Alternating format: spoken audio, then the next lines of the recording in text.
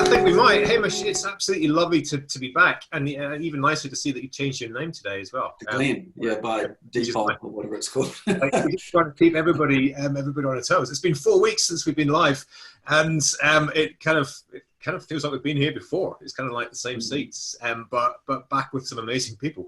So if you're just joining us, a very warm welcome from Hamish and from my good self. We're back. This is the 15th webinar that we've done in our series of export recovery. It's New Zealand's exporters doing things for other exporters, hopefully to give us the insight and the confidence to drive our businesses towards greater stability through this crazy patch that we've all been living through over the last 6 months or so. We are 6 months down into this, and it's like we're really interested to see how everybody's feeling. Confidence throughout this has been leveling around the middle. In fact, anything to be a little bit optimistic, Hamish. Would that be fair to say?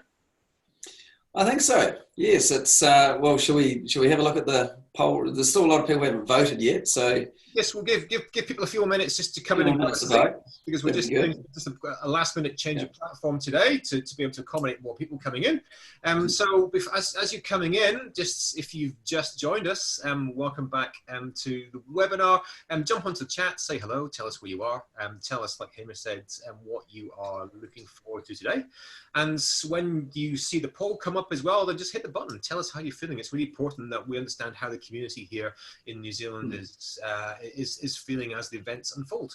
And as you're doing that, I'm going to take my attention and turn it to the most amazing range of panelists who have joined us today from pretty much every corner of the world. And we are covering just about every time zone. So I'm just going to go to Melbourne first and say to Justin, good morning. How are you? Very well, thanks, Andy. Great to see you all again. So, for people who haven't met you before, Jocelyn, would you mind introducing yourself and telling us a little bit about who you are and what you do? Certainly. I'm with New Zealand Trade and Enterprise, and I've been with the group for 5 years now. Current role is Global Practice Lead for Digital Commerce. So I've been working on helping the New Zealand companies that work with NZTE to upskill and have the resources and support they need to succeed in that area. That's great. Justin, thank you so much for joining us. I'm just going to turn to Andrew up in Beijing. Andrew, good morning. How are you? Yeah, good morning, Andy. Good morning, everyone. Great to be on this call. So, as you said, I'm based in Beijing. I've been back here about 3 weeks. On the ground after also spending the early part of the COVID sort of period here. My role is to lead the NZT team across northern China and across into the southwest here of China. Yeah, exciting times. Andrew, thanks so much for joining us at the end of your day there. We're going to jump back to Auckland. Tony, good morning. How are you? Good morning. Good morning, Andy, and everyone on the line. Yeah, I'm doing well, thank you. Nice to be on the call this morning. Have you? And for anybody who doesn't know you, Tony, would you mind introducing yourself and just giving us a little bit of background about who you are and what you do? Sure. So I'm Tony Truslove, and I'm the Chief Executive at Kiwi New Zealand. So really new into the role. This is the last day of week 8, but having a fantastic time. For those who maybe haven't dealt with Kia, our purpose is really to support Kiwis offshore to stay connected to New Zealand. And to help allow them to support their thoughts, ideas, perspective, and experiences with Kiwis within New Zealand, particularly those who might be looking to export offshore. So Kiwis supporting Kiwis is really what we're all about.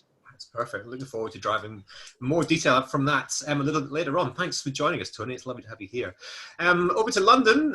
Nick, a very, very late good evening for you. It's 11 o'clock at night. How are you doing? Very well, thanks, Andy, and good morning to everyone. It's good to see a good group of guests on the line there, and a few names that I recognise. But so my role is the Trade Commissioner to the UK and Ireland for NZTE, and so just looking forward to this discussion and answering any questions people may have. Yeah, that's fantastic. It's lovely to have you with us. Thanks for joining us so late, Nick. Finally, but one lucky last, back to Auckland. Larry, how you doing? Nice to have you with us. Hi there, team. Thanks for being here. My role at Vend is leading the product partnerships team. So we do a lot of partnerships with integrated products from e-commerce, accounting, digital marketing, and other things to make sure our our retailers have the best tools to use with Vend. So I lead the product partnerships team at Vend. Oh, it's great to have you with us, Larry, and thanks for bringing that perspective. I mean, there's nobody who's really closer to the sharp end of the retail impacts than your good selves. So, Yes. hey, just back to you on that poll. Do you want to show us the results and let's get a feeling for how we're feeling?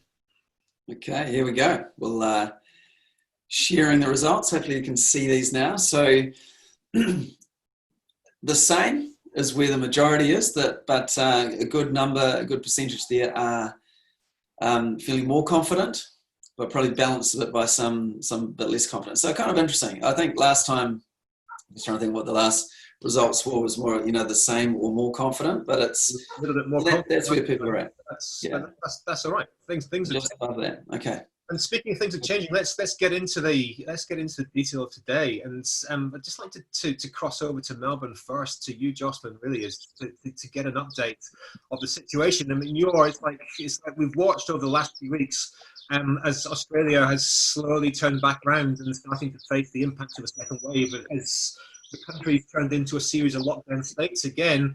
What's happening in the situation that's vital for us to understand right now, Jocelyn? Well, I think that, looking at the economic data, it's pretty stark. I mean, we've got a real unemployment rate of around 11.3%, although the official rate's 7.4%. And obviously that's because of some of the support packages that have been put in place. Those are now being rolled back and reduced over time. So the JobKeeper allowance is being reduced in stages out to March 21. And the job seeker or the welfare support to the unemployed has been, the bonus payment has been reduced by more than half. So what I would really think is important to understand, and obviously, as you say, I'm in Melbourne, so where the second sort of crises commenced, is that while things might feel like in New Zealand they're returning to some form of normalcy, around the world, lots and lots of our markets are just not doing the same. So I think it's important to recognise that, people certainly in Victoria are far more stoic this time. One commentator said, there's no talk of sourdough and cooking and that sort of thing. We're all digging a lot deeper to find the positives and hunt for the good stuff. So, be there, be empathetic, be responsive, but expect a continuing contraction. And if you have a presence in a particular state, then a good approach to Australia has always been to focus on one state at a time. So if you're strong in New South Wales, keep doing that. If you're strong in another state, really focus in there, double down, and make sure that you get things right in there. That's an interesting perspective, Jocelyn. Actually, does that mean now that we should be thinking about Australia, certainly for the next couple of years, as being a series of independent states, almost inside our minds, and break the idea of that ANZAC, that ANZAC connection? It's actually about which part of Australia can we connect with right now, and which one's going to be right for us. Well, it's always been like that, Andy, actually. So from NZT's point of view, we've in the Australian business development team, we've always focused on, suggesting to New Zealand companies that they start with one state at a time. There are quite subtle but important differences between the states, and definitely, at the moment the state premiers are all working well together under the National Cabinet. However, they do obviously each have their own mandate to work for their state and make sure their state recovers and behaves as well as possible under these conditions. So no change to the actual advice in terms of focusing on a state or at a time, but certainly being extra mindful that the different states are in quite different situations at the moment. Indeed, and such a very different mindset to ourselves. When we were last on, much of the optimism that we were sharing was around the prospect of the ANZAC bubble. As it stands, I mean, plainly that's kind of off the cards. Do you think there is a time when that might be resurrected, or was that now just a little bit of preemptive, hopeful thinking? Yeah, very hopeful thinking, and yes, I'm always relentlessly looking for the opportunities, so I was very hopeful of that occurring. not least of which so that I could visit my colleagues in New Zealand. But you know, that certainly the very swift resurgence of COVID cases in Victoria and the spread now to other states shows just how vigilant we need to be in controlling cases. The virus has proved itself to be a very virulent, and we need to be extra careful now. Yeah, it is. It's an extraordinary resurgence. I mean, like you mentioned before, the stoicism, this change of mindset inside people. What are you noticing now that's a little bit unexpected about people's behavior? Before, they were just flocking to online and people were feeling good about consuming. Is there anything inside the underlying consumer sentiments that will be useful for us to know? Well, I think with the current conditions and support packages ending, I think that consumer behaviour will continue to become less and less optimistic, unfortunately. So, you know, we're going to see, we expect to see anyway, further casualisation of the Australian workforce, which is something that I feel needs to be discussed at a national level. It's not great for people's future, for our young people, for our older people, and for women really. So that, you know, that casualisation, that insecurity is going to put a dampener on people's optimism going forward. I think the other thing is that, you know, obviously there will be opportunities, however, in things like, you know, pets and pet care products. There will be opportunities for companies who can help with workflow systems and remote working. You know, any ways of helping with helping ease people's concern about returning to everyday activities. So an example I've given before is around the picture theatres. You know, while in other states they've been reopened, people are still thinking really carefully about whether that's something they want to do. So it's definitely not any sort of, and anyone watching the Prime Minister's language will have noticed that the terminology of snapback or any kind of quick recovery, that language is gone. We're expecting this to be a much slower recovery than we might have in the past. Would it be safe to say then that the opportunities that you're noticing now are based around points of greater empathy with the population? Yes. And focusing on home and loved ones and things that you can control, as opposed to the things that you can't control on the outside. That's right. Yes. Yeah. Refocusing on that. I mean, one outcome that may be an opportunity for New Zealand businesses is that there's been incentives put in place for the film industry. So, you know, any of our fabulous gaming, creative organisations that could potentially contribute to that industry, there is government support to help with that. So there's definitely opportunities, definitely you know, things like healthcare, obvious one. So, you know, hunt out those opportunities and be empathetic to what's happening in the background. Yeah, so empathy almost has to underlie everything that we do. Here on it. Well, let's turn our attention north and head up to Beijing with you, Andrew, if we may, just for a little bit here to get your picture. I mean, plainly, anything that happens with trading relations with such a vital partner as China affects us all as citizens here. And from a distance, it feels like you've gone through one wave and through two waves, and you've lived through this second bubble of come back inside Beijing. Is that cleared now? How are you in that part of the world? Yeah, thanks, Andy. So it has been an interesting contrast to sort of experience the first part of the COVID outbreak here in Beijing and China back in sort of January through into February, and then coming back just 3 weeks ago to see what's happening, but obviously keeping, you know, pretty close to the market during that period. I think the biggest sort of points here is really does feel like China is in a recovery mode, and perhaps slightly in contrast to parts of Australia there in that sense. And it's a longer period of time, of course, that China's been experiencing COVID, but at the same time, just sort of following it, bumpy along the way, perhaps as you indicate, Andy, with the initial outbreak in Wuhan, and that had a big impact there. Large city, GDP took a hit of about 40% in an area of, I think that general area of Hubei is about a 650 billion US economy, so 40% hit for a period of time, significant. And then these sort of sporadic outbreaks in the northeast, across in the west at the moment, and in Beijing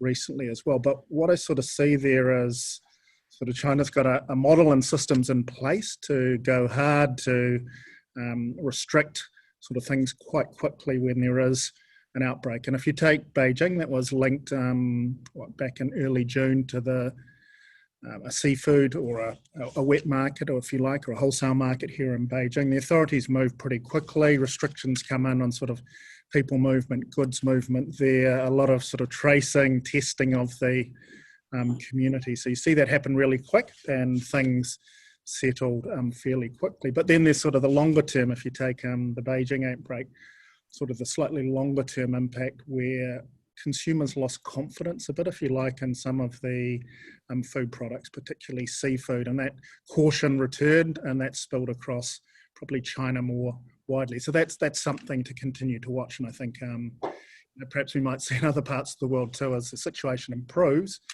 But there are these sort of lingering impacts and restrictions coming quite tightly locally.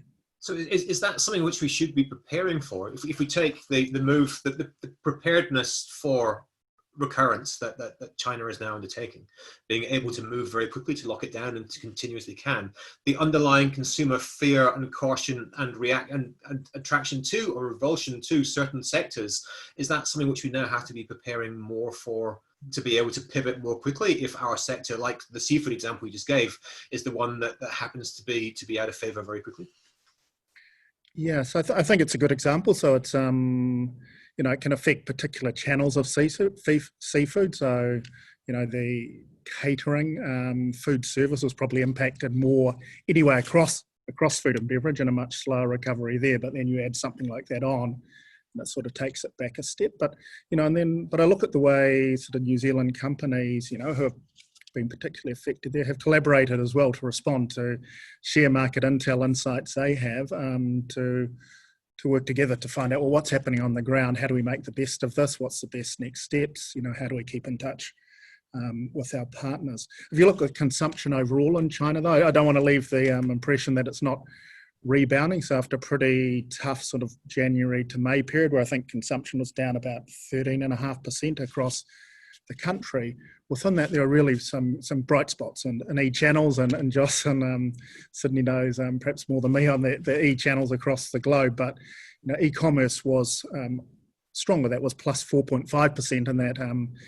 during that period, and then e-commerce for physical goods was in the double digits of growth. And so those sort of trends come through as well, which New Zealand companies can tap into. So the more successful channels in the past may not be the ones at the moment and in the immediate future. And as I say, pivoting from catering to the online offline platforms, or working with your business partners on, okay, so how are they pivoting their business? Can you be a part of that?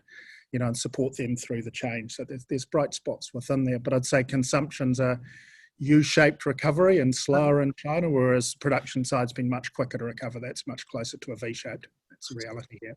So when we think about this, we've got close to probably 60% or so of our exports into China are F&B related. The nature of our relationship there, which is, and this is like, and consumption patterns are in flux a little bit. Everybody coming into the market must be ready to pivot. How has this changed the way that you're working with companies on the ground inside there? Because we can't get there, we can't meet people. How has that changed the working dynamics for you and your team to help companies move so much faster, to react so much faster to what's happening in real time inside that market?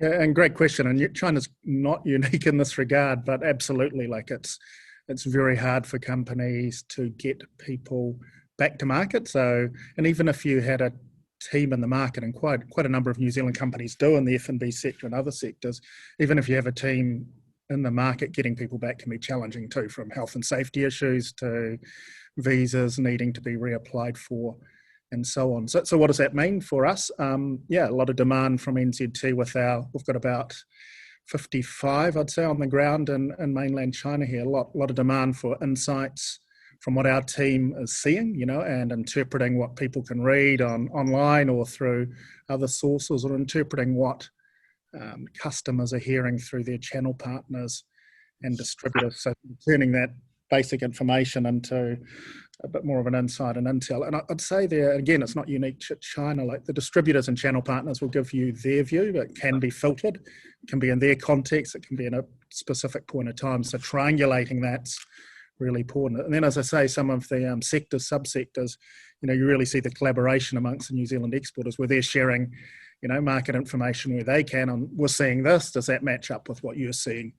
And so on. And then the other work, just quickly, Andy, we've done is, so if you take food and beverage, with produce coming into the China market again, the seasonality a couple of months ago, we sort of pivoted a lot of our promotional work to those online platforms, or in the case of produce, it sits neatly with sort of consumer trends around well-being, healthy eating at this time. So we worked with some of the big platforms like JD.com, fruit companies like Pagoda, Sam's Club, the more premium end of retail and so on, to really push New Zealand through those online platforms and in the top end of physical retail here as well. Yeah, we're gonna look back around to that. You made a really important point around actually getting back on the front foot and promoting New Zealand, and we'll touch on that in a second when we're speaking to Tony from Kia around that, because the reinvestment into our reputation is critical for all our successes. We are the team of 6 million. I just want to jump over to London, if I can, with you, Nick. I mean, it's like it's just like. It's double trouble at the moment in the UK, with not just COVID, but of course with Brexit. And from what we understand, we're at the end of that first reinvestment with furloughed workers and everything else. It kind of feels like this might be a moment of truth for the economic indicators for the foreseeable future. What's your view on the situation? Well, the UK currently has 9.5 million people on furlough, and the government spent £32 billion on the job retention scheme. And a lot of that is set to close up around the 31st of October. So it's really difficult at this stage to tell what the impact will be there. But the UK government's put in place incentives for companies to continue employing staff through until January.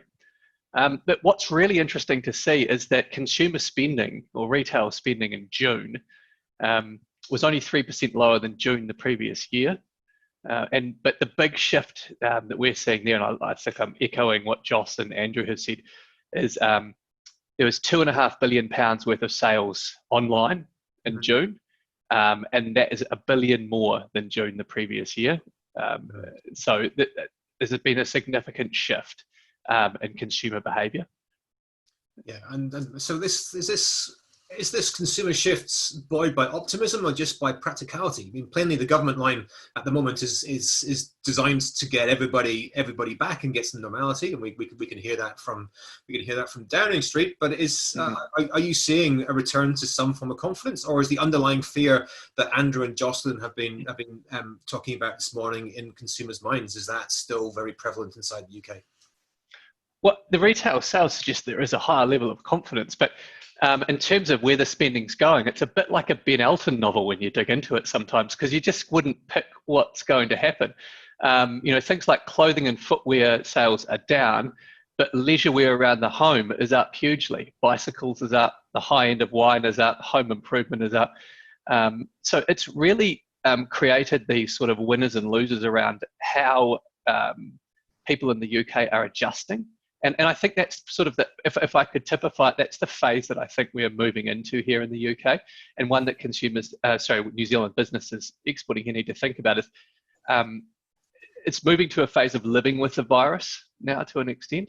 We've been through the lockdown phase, and when you look at statistics, and the statistics are the same anywhere in the world, lockdown is terrible for any kind of sales and GDP unless you have a supermarket. And beyond that, what we're seeing is a recovery in a number of areas, but it's related to the lifestyle that people have adapted to with this change in behaviours. So this is the different parts of your territory here between the UK and Ireland, and course, the four nations inside the UK. I mean, plainly, there's been tension on what's the right or the wrong strategy. So we've got a really interesting situation here where you've had different approaches to lockdown and recovery being applied. What is there anything different in that readjustment from a consumer point of view that you can notice? For example, is there something significantly different between the way that consumers in Ireland are behaving towards those who are in the UK or in England? Yeah, well, you're right there, Andy. There's been within the Union, there's the 4 countries of Northern Ireland, Scotland, Wales, and England, and they've all enacted different containment strategies. But my view would be that sort of material over time, they aren't materially too divergent over time. So if you look at the example of changing opening, reopening retail, it's just a matter of weeks between those different countries within the Union. And those devolved states have some powers over things like transport, education, health, the environment, and some forms of taxation. But the UK is really where the trade powers sit. So all you're seeing is just changes in consumer behaviour based on the containment strategies that the different countries have. But as I said, ultimately it's sort of converging, if you like. Yeah. So plainly, I don't want to drop the B word in here and talk about Brexit, but plainly it's the elephant in the room. I mean, it's like the 31st of December deadline for getting a deal with Europe is still looming, and negotiations still progressing. What's your take on the likelihood of the outcome there? Well, regardless of what happens, the UK will leave the EU on the 1st of January 2021 and move into a new trading relationship. It's undergoing negotiations at the moment between the EU and the UK around what that future trade relationship will look like. As the time ticks down, the negotiations are gathering pace. But I think the key thing for New Zealand businesses to think about in all of this is to understand the different outcomes as a result, and just to look at the different parts of the operations and where the risks may lie. The UK has front-footed some of that and put out things like a new global tariff schedule, and that will come into place from the 1st of January 2021. So if you're a New Zealand business exporting to the UK currently, that tariff schedule is out there to look at the moment. And the good news there for New Zealand companies is that there is, in general, or there is a reduction in all tariffs and a minimisation of a number. So it broadly is a liberalised approach, and I think that's good news for New Zealand companies. Where it gets tricky, and we're working with a lot more, is when New Zealand companies are trading between the UK and the EU and vice versa, because there will be new barriers to trade in there. There will be a border between the EU and the UK, and things like regulations will change, and it's just the impact of those. And we're going to see a lot more news announcements coming out between now and that date. But yeah, it's a prepare for that. Yeah, absolutely. So I mean, part of our preparation here is around negotiations for some form of trade agreement there, and there have been delegations talking over the past few months. Are there any updates on that? We understand that no news was good news when we last spoke about 6 weeks ago, but it's like, what's the latest in how those negotiations are progressing? Yeah, so the negotiations were launched in June, and the first round was in the middle of July. So we haven't moved into the second round yet, and but I think that where the UK is headed is wanting to develop these FTAs. They're looking close to concluding the rollover of the FTA with Japan. That was the news through this evening, and so there is a lot of goodwill there on both sides to want to get this moving. And look, we've been traditional trading partners. And there's a lot in common between the UK and New Zealand. We're both well known to each other, and I'm hopeful that we'll get a good outcome. I'm getting a sense of confidence from you here, Nick, that this natural trading relationship is actually going to stay intact, no matter how difficult the transition into like post-Brexit world will be. Is that fair to say? Well, the New Zealand and the UK, I mean, we have, to a degree, a common culture, language, connections, legal systems. I think that a lot of New Zealanders did their OE and developed a network in the UK, and people like yourself moving to live in New Zealand and vice versa. And that's been happening for a long time, and that's not going to change, in the long term either, despite the blip on the landscape at the moment. and British people like Kiwis and vice versa, and have favourable views in New Zealand. And I think we also have a big trump card up our sleeve with fantastic New Zealand Sauvignon Blanc, which has become an institution in the UK. So, I mean, I'm optimistic about the trading relationship for sure. I'm going to take that. It's, any optimism right now is good. I'll take the happiness and pass it on. It was also the perfect segue, because talking about networks, we've got Tony with us on the call today, Chief Executive of Kia, and plainly it's like Kia's you're the bellwether for our global relationship, for the way that the world looks at us.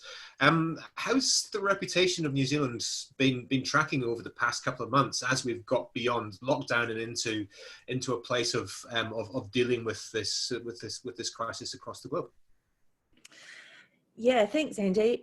Look, from what we can see and hear, brand New Zealand is stronger than ever, particularly from a business perspective. Whilst, you know, markets around the world and obviously hearing from fellow panellists today that, you know, there are still struggling in a number of respects. Obviously, we've been quite lucky here in New Zealand and, you know, are very much open for business. And what we're hearing from our networks is that, you know, people are looking very favourably on innovation coming out of New Zealand. So a lot of innovation work, particularly in the AI and VR space, is taking place here in New Zealand and being shipped to brands and organisations offshore. Obviously, we can move more freely here, and we have a really good reputation in terms of technology talent and also some of the amazing sort of thought leadership that we can offer the world in terms of innovation. So, you know, there's a lot of really interesting work being done in New Zealand by New Zealanders around building virtual museum tours and other virtual tourism experiences, which is really lovely actually, and recognises the need for people to still stay connected to each other and to culture, which is lovely at this time. And a lot of that good work is coming out of New Zealand. You know, even there's a publication within New Zealand that many may be familiar with, Spin-Off, have gained a reputation for some of the infographics that they produced around our lockdown for the government, and that has been picked up on by the WHO, and Spin-Off within New Zealand are now doing all of the infographics in New Zealand for the WHO's global campaigns. So there is, you know, a really good, strong reputation there. I mean, another obvious sector that's been spoken about on this call is around food and beverage. The New Zealand brand is incredibly strong in terms of quality of goods and produce and dairy. And we're seeing a lot of New Zealand companies really ramping up in terms of technology on the traceability side of things. So being able to use technology to demonstrate to global consumers a really clear path to market, and for them to have trust in the quality of goods, which is obviously more important than ever at this time.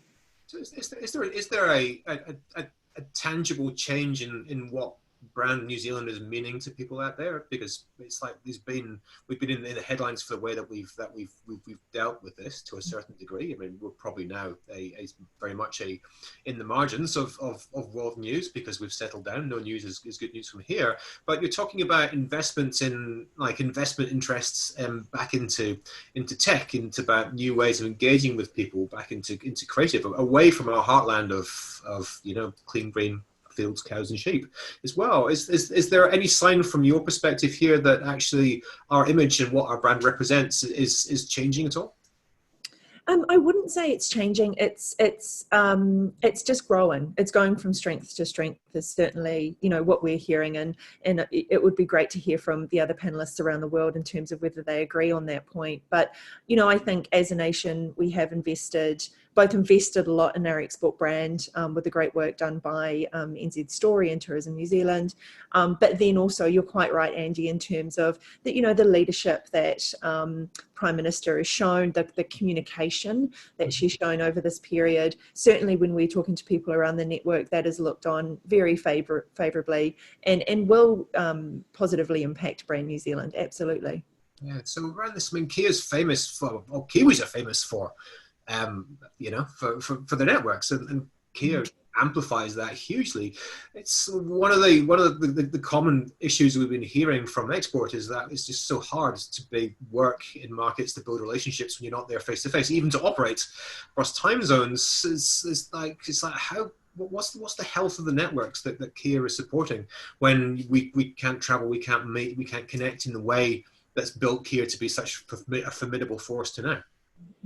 Yeah, and that's an excellent point. You know, certainly, although I'm really new into the role with Kia, what I've experienced over the last 8 weeks is just such a surge of goodwill.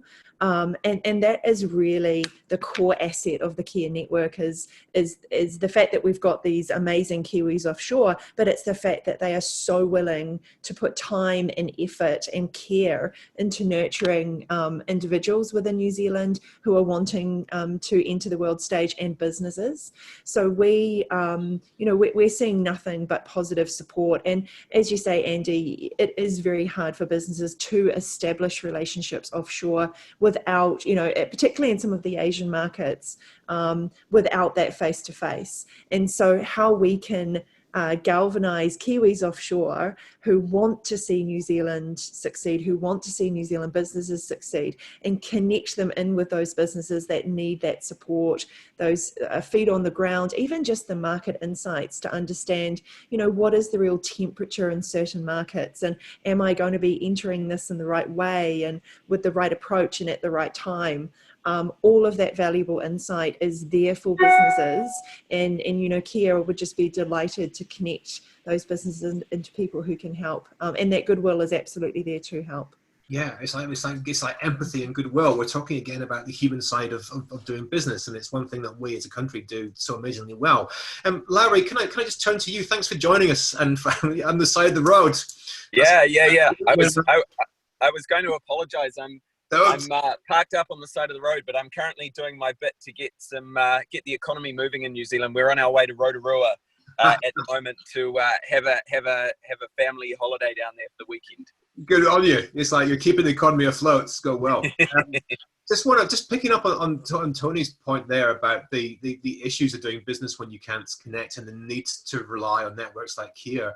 It's like you're in how many countries right now with Vens? We would be kind of over 60 countries, but our core markets would be probably about five key markets. Yep. Even with 5 markets, like what's the impact been of not being able to connect and to travel and to meet? How's this slowed you down, and what are you experiencing? Yeah, look, it is really hard. I mean, I'm kind of I introduced myself as kind of being in the product partnership team, and ultimately most of our partners are in the US. That's where most of the tech that we integrate with comes from, and it's difficult to keep connected to kind of maintain those relationships. I think there's a lot we can do kind of over Zoom calls, but it's still very difficult.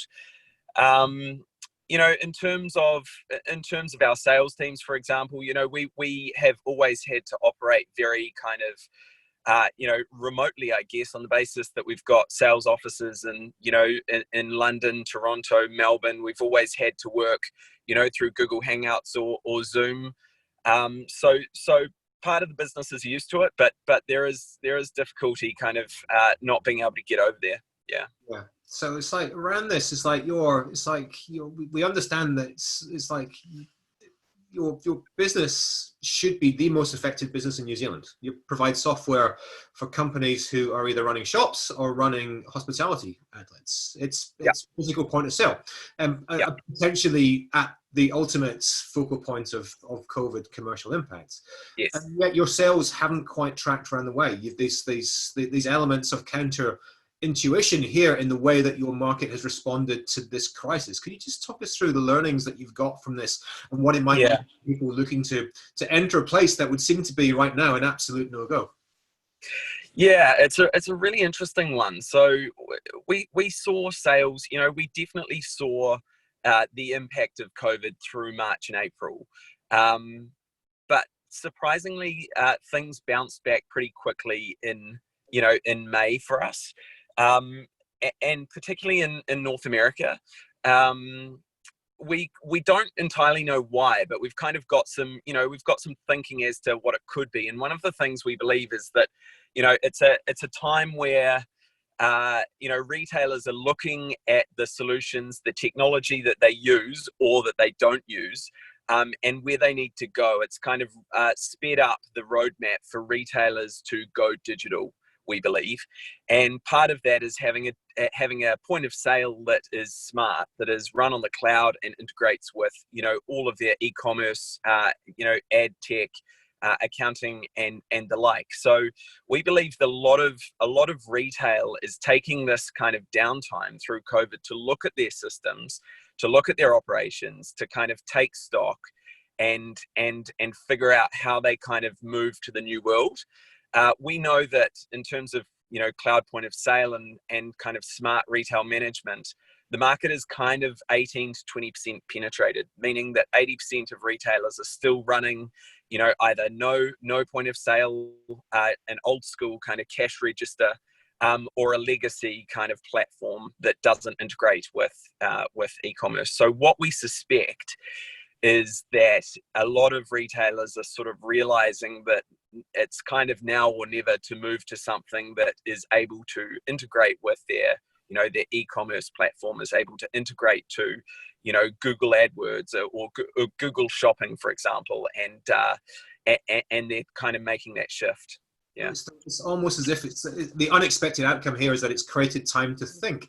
Jocelyn, I mean, you lead this channel for NZTE. What are your reflections on this idea that this is actually a point where businesses are more likely to engage in transformational changes behind their businesses, even when they're under quite significant commercial stress? Well, I guess that what I would suggest, and I was reading an analyst report by Rabobank about the US wine industry recently, and wine is definitely a business where very dear to our hearts in New Zealand, and what's been seen in the US is a 340% increase year on year in terms of e-commerce sales. And some of the commentators there saying, forget about reopening on premise and your cellar doors, invest in your e-commerce and digital commerce capabilities. So, any excuse not to invest in digital commerce and digital transformation, if there were any remaining, then they should all be gone now. The behaviour, and I'd emphasise what Lowry has said there and build on that, businesses really need to take this opportunity to see how they can improve their ability to interact with customers online. We've heard Tony talk about how, not being able to get in front of people and build those face-to-face relationships has created opportunities in VR and AR. So, look at your businesses, see what you can do. There might be mergers, there might be acquisitions that you're able to make at this point in time to bring in the expertise and the teams that you might not be able to have built yourself. If you're one of the companies that in a traditional area that has not had a digital transformation strategy in place, then look to how you can bring those skills in either permanently or part-time so that you can get going. I think in the digital space, there's enormous efficiencies that can be gained in supply chain, making sure you can get your products and services on the ground in the markets that you're chasing. And look at your service models as well. Those businesses that are able to really be there for either the end buyer or for their intermediary at this point in time, they will create, I believe, great loyalty with their partners and with their end users. So, there's lots of opportunities there and ways to get ready for what will be a rebound in future. In order to capitalize on those opportunities, Jocelyn, we've got to have the right mindset as businesses. And Andrew, in your territory there, the shift to digital involves complexity on many levels. Those platforms are extraordinary and so very different to what we might be exposed to in other markets. Are you finding that New Zealand businesses have got the right attitude and capability to be able to make the best of those platforms when they're coming into market? Or is there something that's got to be done back at home here to be able to increase our capability to make us stronger and more powerful for growth in China? Yeah, again, sort of great questions there. I think there's absolutely a lot of curiosity from New Zealand businesses, and that's from companies sort of in the earlier phases of their digital strategies in China through to those who are got a play and then looking to improve and optimize, or in some cases narrow down to which sort of platform they work with. So there's a lot of conversations happening across NZT with those customers. We've strengthened our team during the COVID period by bringing in another specialist into our Shanghai office, and also, looking at our Beachheads Advisor Network, bring in more specialists actually to have those conversations with customers alongside our BDM teams. But as you say, like, platforms are diversifying. You've got the big ones around JD, the Alibaba sort of stables. You've got others which are more specialist. So that's part of the challenge for companies, keeping across those. What are the intricacies of those platforms and where should they play? And then the other thing NZT's done just recently, it would have been about 4 to 6 weeks ago, ran a series of sort of digital webinars like this, focusing in on specific areas of e-commerce to take that back to companies based in New Zealand. I just see more and more of this happening across NZT, across the China team, and I think will absolutely strengthen our capability internally here to help companies go forward with this. Because it's been a trend in China for a while, but I think during COVID, like, the e-channels have got real traction with older demographics as well in the market. So there's a ever expanding demographic group to get to. And of course, this isn't just about consumer products. This is about B2B as well. And Lara, your approach to channels and platforms and direct selling is quite different, isn't it? And channels for you have actually, it's the human elements during this lockdown that's enabled you to continue to grow your momentum in some markets. So this isn't about an either direct through a platform or traditional through intermediated distributors. It's actually about a blended approach to market. Yeah. What advice have you got for people who are considering this challenge and working out actually how to get the best of both worlds? What have you experienced that will be useful for us to reflect on? Yeah, I mean, what we've seen, Vend really started off as a direct to market strategy. We distributed through the internet. Our retailers found us online ultimately. In recent years, we've moved to having, both a direct and a channel strategy in terms of distributing our product. And when I say channel, I mean, using resellers to talk about our product when they're reselling other things, for example. What we really noticed through COVID is how resilient the reseller channel has been, how it really kind of charged through. And we don't quite know why this is, and we suspect that maybe it's that people aren't necessarily kind of looking up themselves smart retail management platforms, but in fact, if someone's talking to them about it as part of kind of a broader conversation, it opens their eyes and they're interested in exploring new technology that way. So I guess my kind of point here is channel distributing through channel through COVID has gone relatively well for us, and that was surprising in some respects. So anyone that is looking to distribute product or technology, for example, through distribution channels like reseller channels or referral channels, and in North America or Europe or even APAC, I guess keep in mind that we've had success. We're seeing success and resilience in that channel over direct, if that makes sense. Yeah. It's like, and it's so good to hear that the human contact that you get through that channel actually helps to bring resilience. It's people trying to make a difference, people reacting to the situations. Tony, from a Kia point of view, it's like, are you noticing a different way that the network is getting comfortable with this theme of continual uncertainty that's starting to become so clear that we have to grapple with? It's like, how is the export community leaning on you and your network to be able to get through this sense of continual uncertainty, of always having to think and change on the hoof in order to be able to capitalize on an opportunity that's only just arisen? Yeah, it's a real tough one, and certainly what we're seeing is that you know, a lot of the trends that were already in play and we're developing through a number of industries have really just been put on fast forward. So things have just moved quite quickly in different directions, and it is really incredibly tough for businesses to grapple with this and to understand exactly where the opportunities are, what consumers might need for them, and then what their sensible pivots are. And I think there are some businesses who have done a great job of this. We featured a number within our care content over the last few months.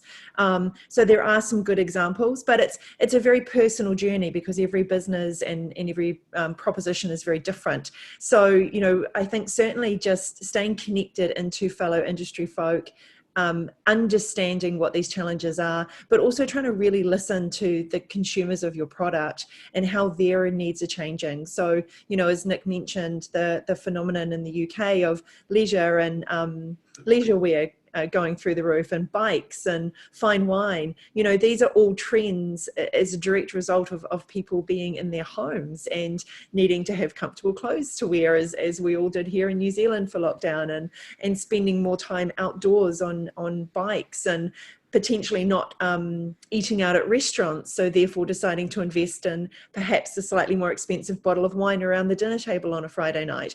You know, the only way you're going to stay close to these trends is to keep an eye on consumers and empathize with them on their journey, and then think about your business and how you can adapt and pivot to meet with some of these empathized needs. And so certainly from a care perspective, you know, it's sticking together a little bit, sharing insights as broadly as we can, sharing perspectives and experiences and examples of businesses who have done this well that may provide inspiration to other businesses who are currently on that journey. Yeah, it's funny, isn't it? We've come full circle in this conversation. We're back talking about the need to listen, the need for empathy.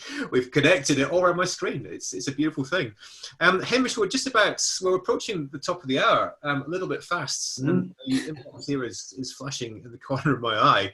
Have we got time for perhaps 2 or maybe 3 questions that we've got? Yeah, we do. Just quickly before that, hopefully people will notice what Jocelyn just put into the chat there about the digitally speaking series. So keep an eye out for that. So Jocelyn, if people just Google that, they'll find the link. Yes, and the other thing is that NZTE's launched a portal for any business called My NZTE. So all of these events can be accessed via our portal and registered that way.